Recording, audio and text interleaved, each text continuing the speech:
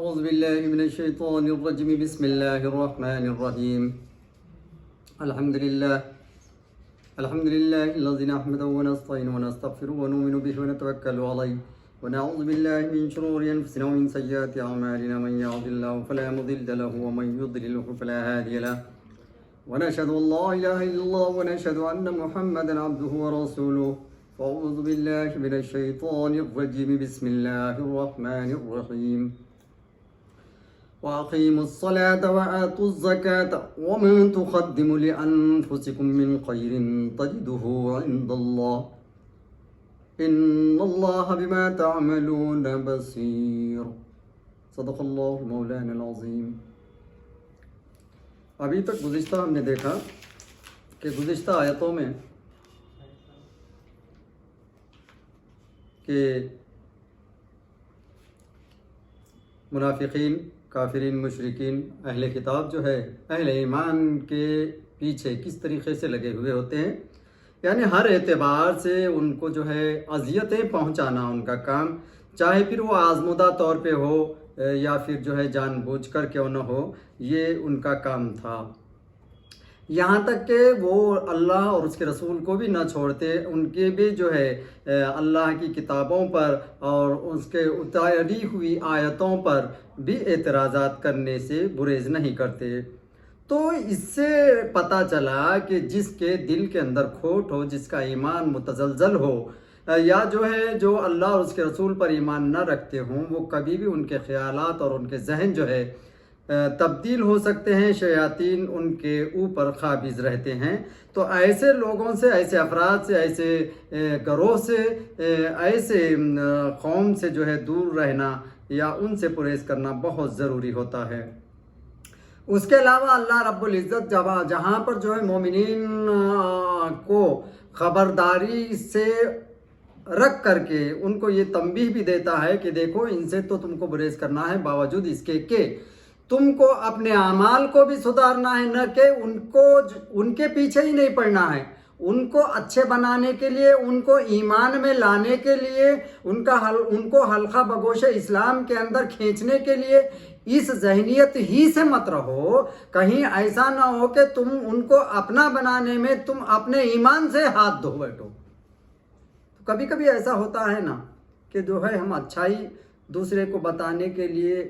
اس کے قریب ہوتے ہیں، جبکہ وہ بندے اس کے اخلاق، اس کے کردار، اس کے گفتار، بدکاریوں میں پوری اس کی زندگی گزری ہوئی ہوتی ہے. تو ہم یہ چاہتے ہیں کہ بھئی وہ بندہ جو ہے نیک ہو جائے،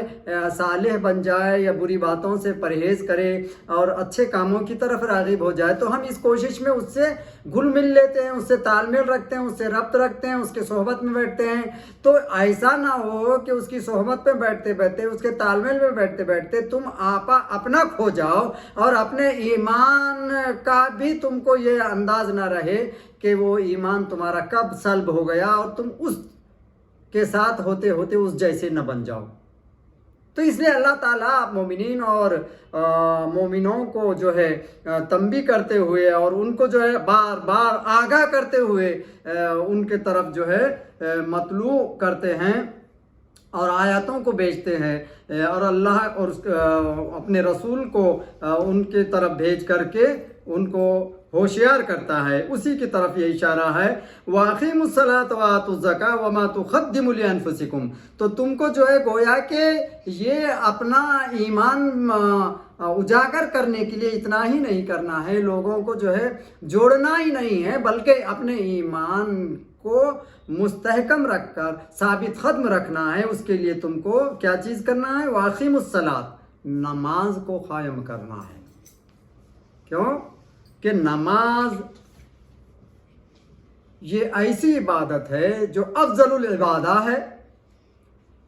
اور اسی سے اللہ رب العزت کی قربت حاصل ہوگی، اور اللہ تعالیٰ جو ہے اس کی خوشنودی حاصل ہوگی. اللہ تمہاری طرف مرغوب ہوگا، راغب ہوگا، اور تم کو نماز پڑھنا نہیں ہے بلکہ قائم کرنا ہے. پڑھنے سے پڑھنا چھوڑنا ایسے نہیں، قائم کرنا، اس کو چھوڑنا نہیں ہے، اپنی زندگی کے اندر اس کو اپنا لینا ہے. اور نماز یہ ایک ایسی عبادت ہے کہ جس سے جو ہے تمہارے گناہ دن بدن دھلتے رہتے ہیں اور تمہارا جو دل کے اندر زنگ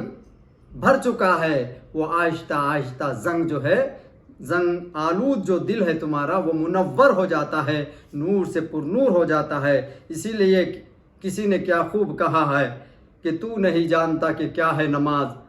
حق تعالیٰ کی ایک رضا ہے نماز، شان محبوب کبریا ہے نماز،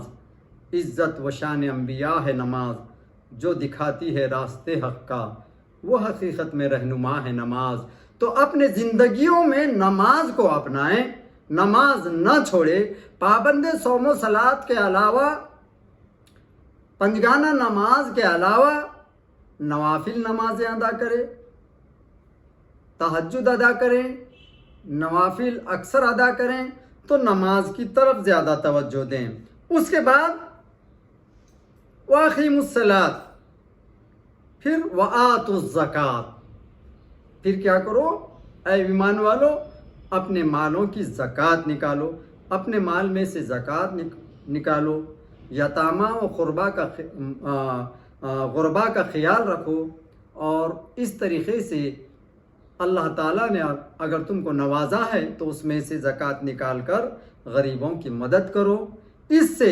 تمہارا مال پاک ہو جائے گا، اللہ رب العزت تمہارے مال میں دن دوگنی رات چوگنی خیر برکت اور ترقی عطا فرمائے گا۔ لہٰذا تم پر لازم ہے کہ جیسے ہی اللہ تعالیٰ نے تم کو نوازا ہے، صاحب استطاعت بنایا ہے، تو اللہ جس طریقے سے شریعت نے تم کو حق بتایا زکوٰۃ نکالنے کا، اس طریقے سے اس حق سے آپ کو اپنے مال پہ زکوٰۃ نکالنا ہے۔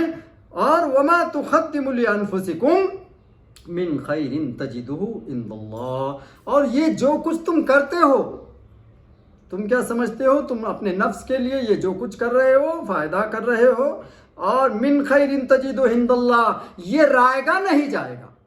یہ بیکار نہیں جائے گا، بلکہ دنیا کے اندر جو کچھ نیکی کر رہے ہو یا جو بھی زکوٰۃ مال میں سے نکال رہے ہو، یہ تم آگے جو بھیج رہے ہو، یہ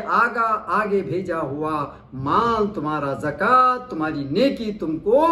پوری تم کو آگے بھیج رہے ہو، ملے گی، تم پاؤ گے اس کو، اور آئے گا نہیں ہوگا، بیکار نہیں ہوگا، بلکہ تم جس طریقے سے بھیجے ہو اس سے کئی گنا زیادہ اجر و ثواب کے تم مستحق ہوگے، اور تم نے جو بھیجا ہوا مال ہے تم یقین بھی نہیں کرو گے کہ وہ کئی پٹ زیادہ اس کا اجر اور وہ مال تم کو وہاں پر تم کو جو اخروی زندگی میں ملے گا دیکھو گے، تم خود کہو گے کہ یہ تو میں نے مال بھیجا ہوا مال ہے، لیکن میں نے تو اتنا نہیں بھیجا تھا، یہ تو اس سے کئی پٹ زیادہ ہے، کئی گنا زیادہ ہے، تو یہ تم کو وہاں پر تم کو بھیجا ہوا اس کا اجر اور ثواب اور اس کا مال تم کو زیادہ ملے گا، کم نہیں ملے گا، من خیر سے ملے گا، تجدو عند اللہ، جو کہ اللہ کے نزدیک تم بھیج رہے ہو، ان اللہ بما تعملون بصیر، اور بے شک اللہ تمہارے ہر کاموں کو، ہر فعل کو دیکھنے والا ہے، نظر رکھا ہوا ہے۔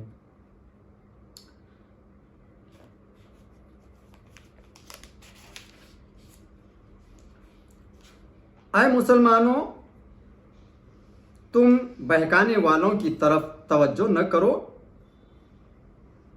اور فی الحال ان سے بدلہ لینے کی کوشش نہ کرو، کسی کے بہکانے میں نہ آؤ، بلکہ ابھی خود ایمان پر ثابت قدم رہ کر عالم آخرت کے لیے جہاں تم کو ہمیشہ رہنا ہے تیاری کرو۔ بدنی عبادتوں میں سب سے اعلیٰ نماز ہے، اس کو پابندی سے ادا کرتے رہو، اور مال عبادت یعنی زکوٰۃ وغیرہ سے بھی غافل نہ رہو۔ نماز زکوٰۃ کے علاوہ بھی جو ہو سکے نیکی کر لو، خلق سے بھلائی، اپنے اور بیگانے کے ساتھ نیک سلوک، اور یقین رکھو کہ تمہارا کوئی کام ضائع نہ جائے گا، تم اپنے سارے اعمال کا بدلہ ما نفع کے رب تعالیٰ کے پاس پاؤ گے، یا خود اعمال ہی کو وہاں دیکھو گے، کیونکہ سارے اعمال عالم امثال میں موجود رہتے ہیں جن کو مرنے کے بعد ہر شخص ضرور پائے گا، اور یہ بھی یقین رکھو کہ خدا تعالیٰ سب کچھ دیکھ رہا ہے، وہ کسی کے عمل اور اس کے سزا اور جزا سے غافل نہیں ہے۔ اسی لیے اللہ تعالیٰ جو ہے، تم باریک سے باریک، چھوٹی سے چھوٹی جو نیکی کرتے ہو، جس بات کا تم کو خیال بھی نہیں ہوتا کہ یہ نیکی ہو گئی ہے، ایسی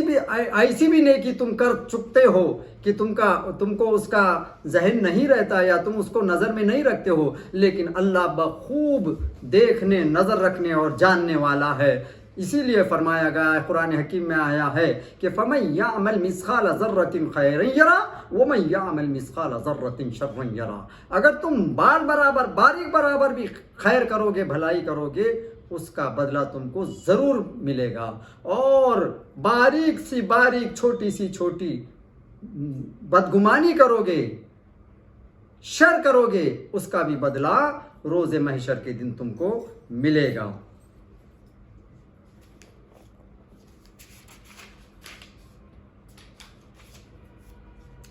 دنیا انسان کے لیے کمانے کی جگہ ہے، جو کچھ یہاں کما کر اپنے وطن بھیج دے گا وہ وہاں پہنچ کر اس کے کام آئے گا۔ البتہ یہاں تو بھیجا ہوا روپیہ کبھی مارا بھی جاتا ہے اور کبھی وطن پہنچ کر برباد بھی ہو جاتا ہے، لیکن وہاں کے متعلق فیصلے ربانی ہے کہ نہ مارا جائے گا اور نہ برباد ہوگا۔ جب انسان مرتا ہے لوگ کہتے ہیں کہ فلاں نے کیا چھوڑا، اور ملائکہ پوچھتے ہیں وہاں سے کیا لایا۔ دیکھو، جب انسان مر جاتا ہے تو اوپر والے لوگ بولتے کیا چھوڑ کے گیا، مال ملکیت کیا چھوڑا، کس کے لیے۔ یہ اوپر والوں کا، دنیا والوں کا حال ہوتا ہے، لیکن ملائکہ جیسے ہی عالم برزخ میں پہنچ گیا تو وہاں ملائکہ کیا ذہن رہے گا، وہ کیا پوچھیں گے کہ اس نے کیا لے کر آیا۔ یہ یہاں والے پوچھ رہے ہیں کہ کیا چھوڑا، اور وہاں ملائکہ پوچھ رہے ہیں کہ کیا لے کر آیا تم۔ تو جواب دہی ہے دونوں جگہ۔ انسان اتنا جو ہے آسانی سے اپنے ذمہ داریوں سے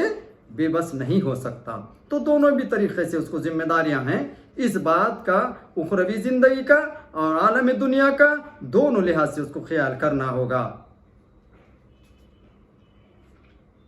ایک دن عمر رضی اللہ تعالی عنہ جنت البقیع یعنی مدینہ پاک کے قبرستان میں تشریف لے گئے اور فرمایا کہ اے خبر والو، ہماری خبریں سن لو۔ اب خبر والے کو تو دنیا والوں کا تو حال نہیں معلوم۔ حضرت عمر رضی اللہ تعالیٰ عنہ وہاں گئے قبرستان میں، جنت البقیع میں، اور جا کر کے فرمایا کہ اے خبر والو، میں تم کو دنیا والوں کی خبر سناتا ہوں، سن لو۔ تمہارے بیویاں نے دوسرے نکاح کر لیے، کیونکہ جو بندہ مر گیا تھا اس کی دنیا کی خبر سنانے مردوں کو قبرستان میں جا کر کے، اے خبر والو، تمہاری بیویوں نے دوسرے نکاح کر لیا اور تمہارے گھر اوروں نے آباد کر دیے۔ تمہارے جو گھر تھے اوروں نے آباد کر دیا، اور تمہارے مال تقسیم ہو چکے۔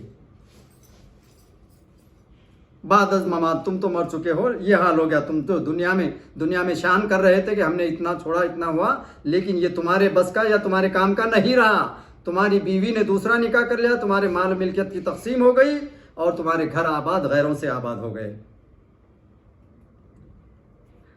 اور ایک غیبی آواز آئی کہ اے ابن خطاب، اب یعنی خبر والے جواب دے رہے ہیں، کس کو؟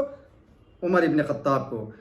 ایک غیبی آواز آئی کہ اے ابن خطاب، ہماری خبریں بھی سن لو۔ اب انہوں نے ادھر دنیا والوں کی خبر سنائی، تو اب یہ اخروی زندگی کی خبر مردے سنا رہے ہیں، جو مر چکے ہیں، مرحومین سنا رہے ہیں۔ خبر میں سے آواز آئی، غیبی آواز آئی ہے، ہماری خبریں بھی سن لو، جو ہم نے آگے بھیجا تھا وہ پا لیا، یعنی جو نیکی کی تھی، جو ہم نے آگے بھیجا تھا وہ ہم نے برزخ میں پا لیا، اور جو کچھ راہ مولا میں خرچ کر آئے تھے، ما نفع کے وصول کیا۔ ہم نے جو راہ خدا میں خرچ کیا تھا وہ بھی ما نفع ہم کو یہاں پر وصول ہوا، اور جو کچھ چھوڑ آئے اس پر ندامت ہے، یعنی ہم نے جو مال ملکیت دنیا میں چھوڑی اس پہ تو ہم کو ندامت ہی ہے ایک لحاظ سے۔ روح البیان، اے اللہ کے بندو، جب یہ بات طے ہے کہ جو کماؤ گے سو پاؤ گے اور جو کچھ بھیجو گے اس میں سے کچھ نہ مارا جائے گا، لہٰذا اپنا یہ موقع کیوں کھوتے ہو؟ اس آیت کے معنی میں یہ بھی ہو سکتے ہیں کہ جو کچھ اپنے لیے اگلی بھلائی کر جاؤ گے، یعنی ایسا عمل کر جاؤ گے کہ تمہارے بعد صدقہ جاریہ ہو کر باقی رہے، تو اس کا اجر مرنے کے بعد بھی اللہ کے ہاں پاتے رہو گے۔ صوفیاء اکرام حدیث کے مطابق فرماتے ہیں کہ انسان کے مرتے ہی اس کے سارے عمل بند ہو جاتے ہیں سوائے اس کے 4 اولاد کے۔ دیکھو 4 اولاد کی مثال صوفیاء اکرام نے کس طریقے سے، تمام اس کے اعمال جیسے مر گیا، اب عمل کرنے کا معاملہ تو ختم ہو گیا، اب تو عمل نہیں کر سکتے، لیکن 4 چیزیں ہیں، 4 اولاد ہے اس کی، 4 اولادوں کی مثال دی ہے۔ ایک تو مالی اولاد، جیسے مسجد میں اور پل پر یا پانی وغیرہ کنواں کھودنا وغیرہ، اور دوسرے اس کے علمی اولاد، جیسے دینی کتابیں اور شاگرد وغیرہ پڑھایا، تعلیم دی، کسی کو تعلیم دی۔ تیسرا اس کے بدنی اولاد، جو کہ بچے ہیں اس کے بدنی اولاد، جسے وہ نیک بچہ ہو جو اس کے لیے دعائے مغفرت کرے، دعائے خیر کرے۔ اور چوتھے اس کی روحانی اولاد، جسے نیک، جیسا کہ نیک مرید، شیخ وغیرہ وغیرہ، یعنی نیک مرید ہو، یعنی روحانی اولاد جس کو جو ہے سو اس نے تعلیم دی ہو۔ تو اس طریقے سے مرنے کے بعد بھی یہ ثواب جاریہ کے لیے یہ چیزیں اس کے کام میں آ سکتی بعد الممات، اس کے علاوہ اس کے کام میں کوئی چیز آنے والی نہیں ہے۔ اللہ تعالیٰ سے دعا ہے کہ اللہ تعالیٰ ہم سبوں کو پابند صوم و صلات بنائے اور اس پر عامل با عمل رکھے۔ وآخر الدعوانا ان الحمدللہ رب العالمین۔ یہ جو ہے ہمارا 100واں ایپیسوڈ تھا۔ الحمدللہ اللہ کے فضل و کرم سے یہ ہمارے 100 حصے مکمل ہوئے الحمدللہ رب العالمین۔ اس کے بعد جو ہے آئندہ چالو ہی رہے گا۔ پہلا سپارہ ہی ہمارا اب ہوتے آیا ہے، کچھ رکوع باقی ہے، انشاءاللہ العزیز یہ جاری رہے گا۔